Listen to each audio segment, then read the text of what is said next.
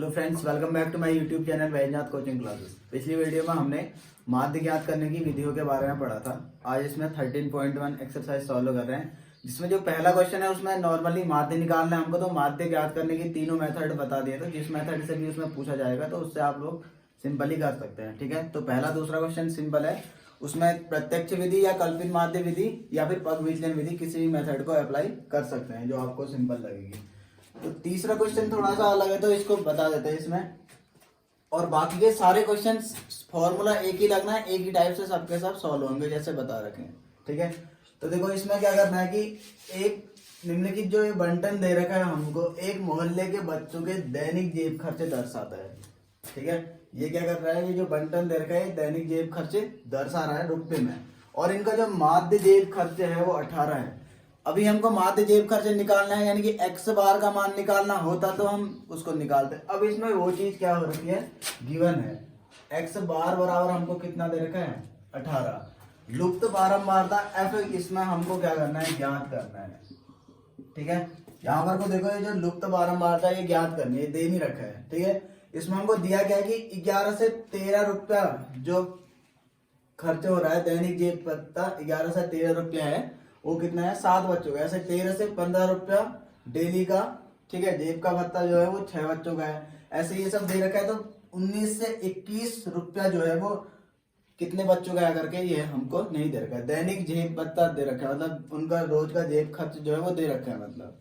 ठीक है, प्रत्येक विद्यार्थी को जैसे 11 से 13 रुपया कितने विद्यार्थी खर्च करते हैं 7। ठीक है, ऐसे ही 13 से 15 6, तो 19 से 21 कितने विद्यार्थी खर्च करते हैं 19 से 21 रुपए। ये हमको क्या करना है, इसमें ज्ञात करना है। तो इसको ज्ञात करने के लिए अब देखो एक्स बार दे रखा है, हमें क्या करना है, अब सारी वैल्यू निकालनी होंगी ना।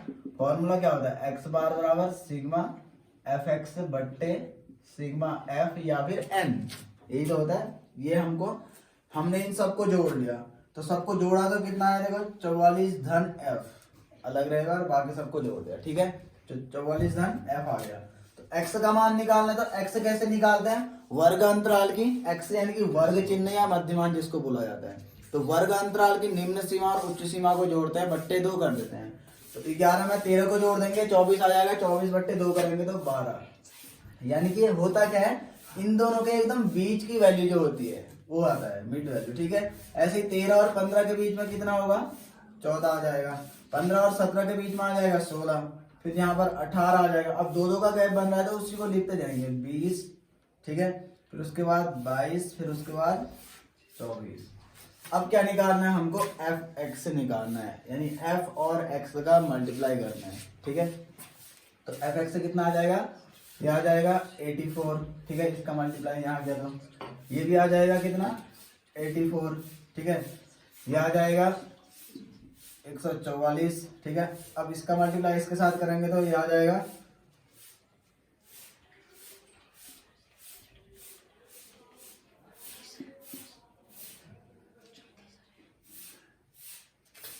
ठीक है, 13 का मल्टीप्लाई इसके साथ करेंगे तो 13 8 104 बचा 10, 13 का 13 10 23। ठीक है, 234। फिर ये आ जाएगा 20 का मल्टीप्लाई एफ के साथ करेंगे तो ये आ जाएगा 20 एफ ही रहेगा। ठीक है, फिर उसके बाद ये आ जाएगा 110। ठीक है, और ये आ जाएगा 16 4 दूनी 8 9 96।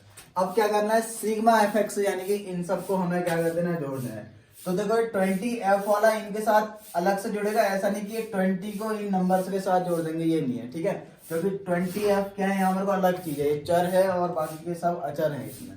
ठीक है, तो 20 को अलग लिखेंगे, इसमें लिखेंगे sigma F X equal to कितना आ जाएगा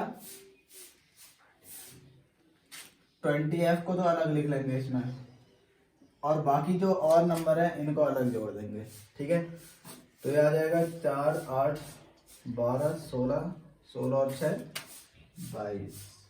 ठीक है, बचा कितना 2, फिर उसके बाद 16 16 4 20 20 3 23 23 1 24 24 और 9 आ गया 33 33 और 2 35। फिर उसके बाद बचा 1 3 हो गया 4 4 और 3 7 752 धन 20 एफ, ये आ जा रहा है यहाँ पर को। ठीक है, सिग्मा एफ एक्स का मान।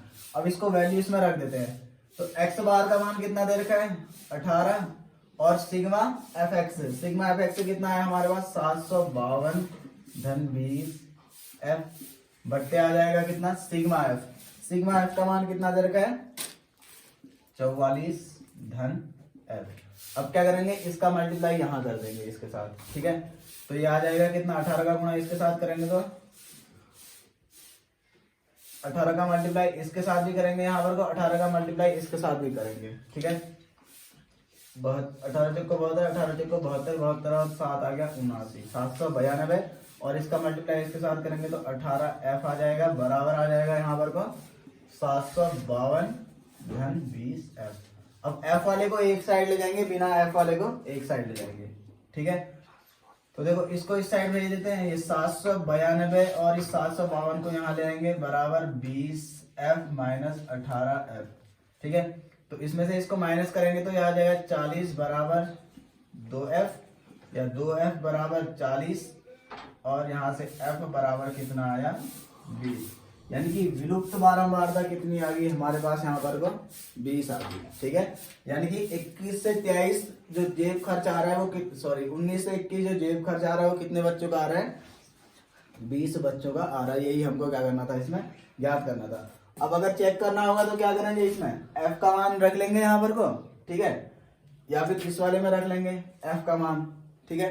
f का मान रख करके यहाँ पर को ये 18 आ रहा है या नहीं आ रहा है करके उस चीज को चेक भी कर सकते हैं। देखो अब इसका अगला क्वेश्चन है, 5वां क्वेश्चन सॉल्व कर रहे हैं, 4था क्वेश्चन सेम, उसमें माध्य निकालना है, ठीक है। और जिस विधि का प्रयोग करेंगे तो उसमें पूछा जाएगा तो किस विधि का प्रयोग किया उसको लिख सकते हैं। तो 5वां क्वेश्चन थोड़ा सा अलग है, तो तब इसको बताया जा रहा है। 5 है, किसी फुटकर बाजार में फल विक्रेता पेटियों में रखे आम बेच रहे थे। फुटकर बाजार मतलब जहाँ पर थोक में बेचा जाता है कोई चीज, ठीक है, या फिर खुले में अलग अलग बेचा जाता है, मतलब जैसे छोटे 1 किलो 2 किलो भी बेचा जाएगा और थोक में भी बेचा जाएगा, ठीक है। इन पेटियों में आमों की संख्या भिन्न भिन्न थी। देखो आमों की संख्या क्या है, हर पेटी में जितने भी उसमें पेटियां हैं सब में क्या है आमों की संख्या अलग अलग है। किसी में 50 से 52 है, किसी में 53 से 55 आम है, ठीक है। पेटियों की संख्या के अनुसार आमों का बंटन निम्नलिखित था, इस प्रकार से दे रखा है हमको आमों की संख्या और पेटियों की संख्या। एक पेटी में रखे आमों की माध्य संख्या ज्ञात कीजिए। अब देखो जब भी हम इस टाइप का क्वेश्चन को सॉल्व करते तो हमें हमेशा एक चीज ध्यान में रखनी चाहिए कि जो वर्ग अंतराल है वो संतत होना चाहिए। संतत होने का मतलब क्या हुआ, पहले वाले वर्ग अंतराल की जो उच्च सीमा होगी दूसरे वाले वर्ग अंतराल की निम्न सीमा होनी चाहिए, ठीक है। तो देखो यहाँ पर तो वर्ग अंतराल क्या आ रहा है 50 से 52 आ रहा है, दूसरा क्या आ जा रहा है 53 से 55। तो देखो इसका जो उच्च सीमा था यहाँ पे क्या होना चाहिए था, इसका निम्न सीमा होना चाहिए ना, कि इसका जो उच्च सीमा है यहाँ क्या होना चाहिए इसका निम्न सीमा। तो ये चीज नहीं हो रहा है, इसका मतलब वर्ग अंतराल संतत नहीं है, ठीक है। इसको सॉल्व करते हैं तो इसमें लिखेंगे सर्वप्रथम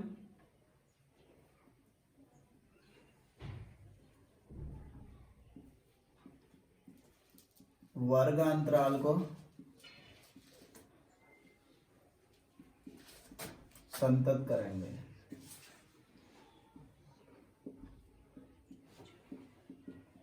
ठीक है। तो वर्ग अंतराल को संतत बनाने का तरीका क्या होता है, देखो इसका जो उच्च सीमा होना चाहिए दूसरे का निम्न सीमा होना चाहिए, ये चीज हमें ध्यान में रखना है पहले तो सबसे पहले इसमें क्या दे रखा है आमों की संख्या,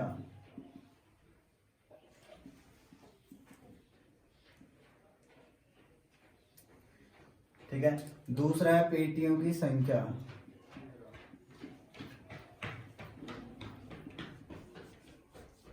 इसको मान लेंगे हम बारंबारता f।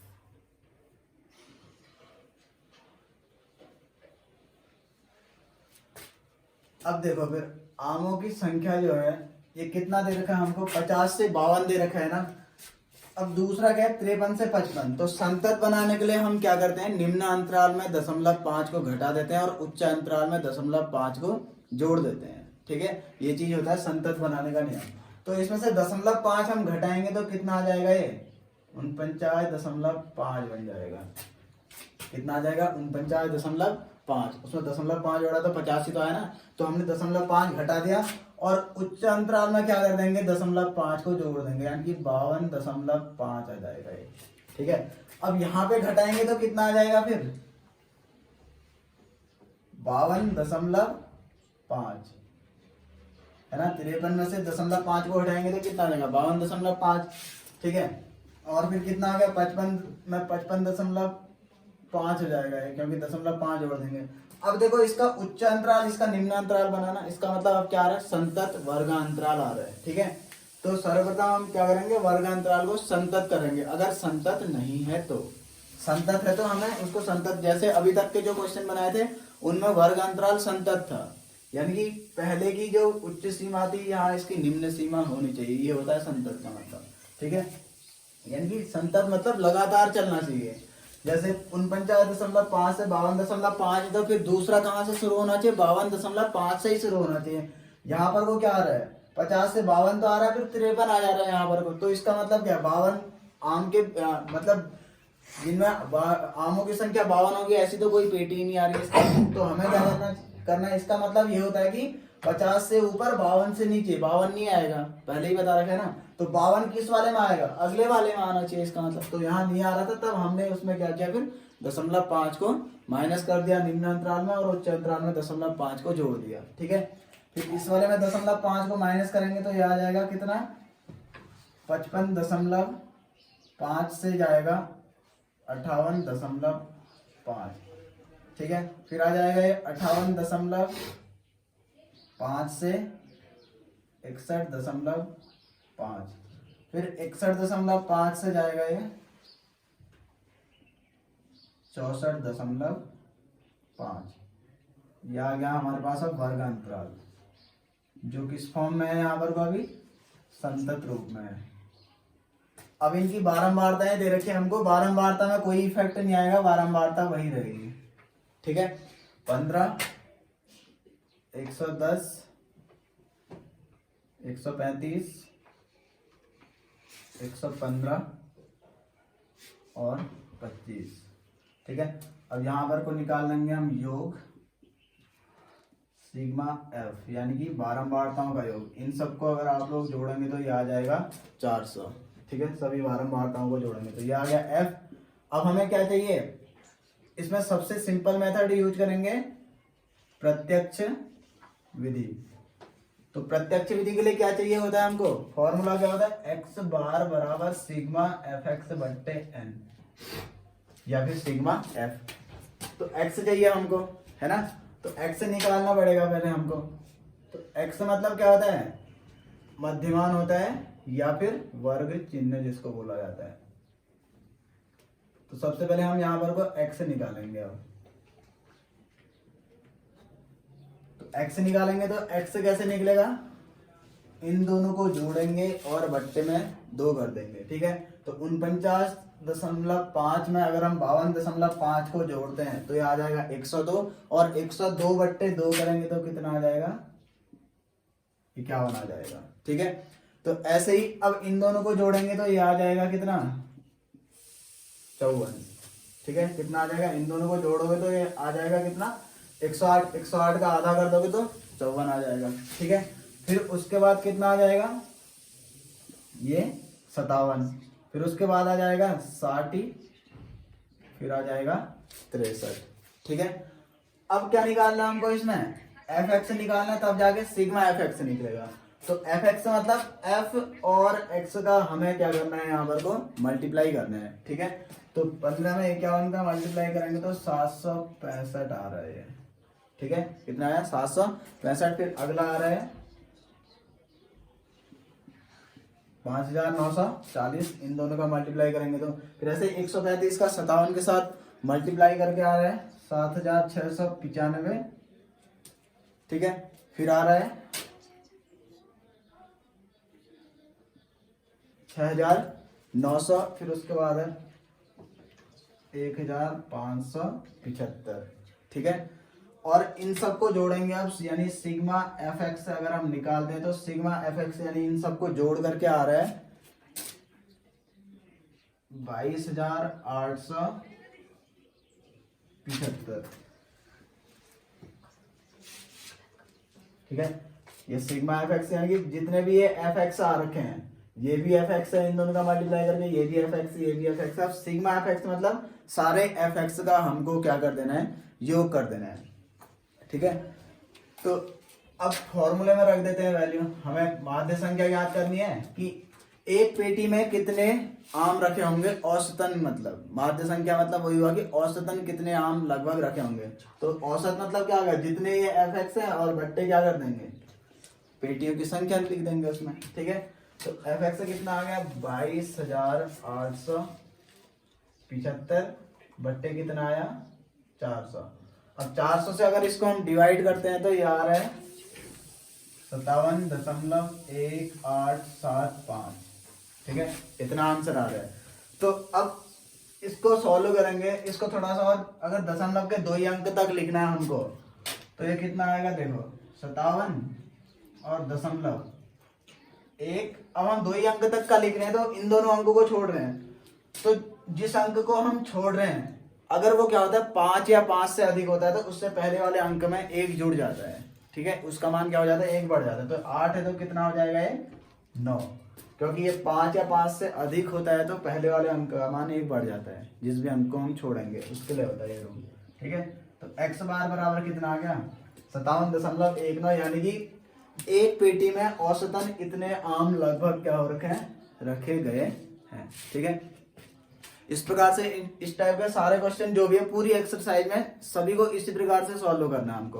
किसी में अगर हमको वर्गांतराल क्या है संतत नहीं दिया है तो उसको संतत कर लेंगे। संतत करने के लिए क्या करेंगे, निम्न वर्गांतराल की निम्न सीमा में 0.5 को घटा देंगे, उच्च सीमा में 0.5 को जोड़ देंगे। जैसे हमने यहाँ घटाया 49.5 आ गया, इसमें 0.5 को जोड़ दिया तो उससे संतत हो जाएगा। ठीक है, किसी और तरीके से हो जाएगा तो ऐसे भी कर सकते हैं। फिर और बाकी के जो भी क्वेश्चन है सब में यही करना है, हमको माध्य ही निकालना है सभी क्वेश्चन में। ठीक है, 13.1 में जितने भी क्वेश्चन है सब में क्या करना है, माध्य निकालना। और उसको निकालने के लिए किसी भी मेथड को हम अप्लाई कर सकते हैं, प्रत्यक्ष विधि या कल्पित माध्य विधि या फिर पग विचलन विधि। 3 मेथड है, तो किसी भी मेथड को बना सकते हैं और सबके सब इसमें बता रखे कि कैसे क्या करना है करके। ठीक है, अगर आप लोगों को ये वीडियो पसंद आई है तो वीडियो को लाइक करें, कमेंट करें, शेयर करें, साथ ही साथ चैनल को सब्सक्राइब करें।